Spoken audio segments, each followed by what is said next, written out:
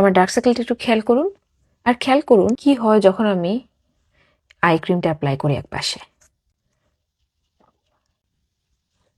পার্থক্যটা দেখতে পাচ্ছেন? শুধুমাত্র ময়শ্চারাইজেশন এবং হাইড্রেশন দিয়ে এতটা পার্থক্য আনা যায়। এই পাশ ডিহাইড্রেটেড, এই পাশ হাইড্রেটেড। ডিহাইড্রেটেড স্কিন সবসময় ডার্কার দেখায়, কারণ পানির অভাবে আমাদের যে স্কিন সেলগুলো আছে সেগুলো শ্রিঙ্ক বা সংকুচিত হয়ে যায়, যেটার কারণে আলো রিফ্লেক্ট করতে পারে না, সেই সাথে খুব টায়ার্ড এবং অ্যাশি দেখায়।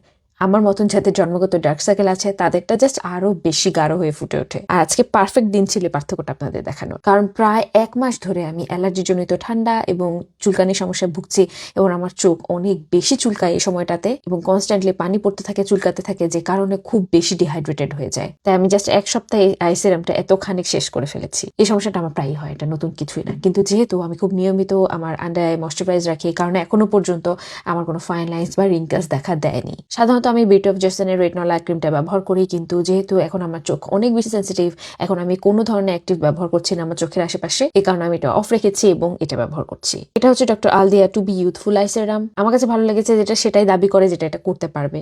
এখানে লেখা আছে functional, eye care area, refreshing, non sticky.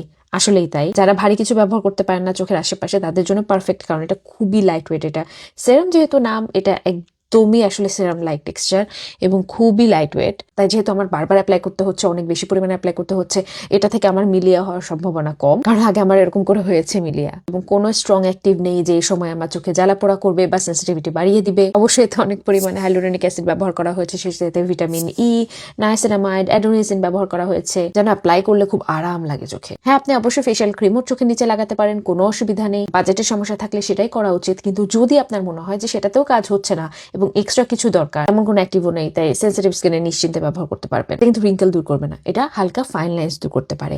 বা যারা টিনেজার আছেন বা 20-এর কোঠায় আছেন তাদের জন্য এটা পারফেক্ট। কিন্তু যদি আপনি অ্যাডভান্স ইউজার হয়ে থাকেন এবং আপনার যদি রিঙ্কেলসের সমস্যা থেকে থাকে, তাহলে সেক্ষেত্রে আমি রেটিনল ব্যবহার করতে বলবো। তবে আমার জন্য এই সময় এটা খুবই উপকার করেছে, এবং আমি আমার চোখের উপরে অ্যাপ্লাই করি, কারণ আমার চোখ খুবই ইরিটেটেড, যেটা আমি আসলে রেটিনল ব্যবহার করলে করতে পারতাম না। এটা এত আরাম দেয় চোখে। Doctor Aldia be youthful eye সেরামটি আপনারা পেয়ে যাবেন কোরিয়ান ট্রেন্ডি বল পেজে।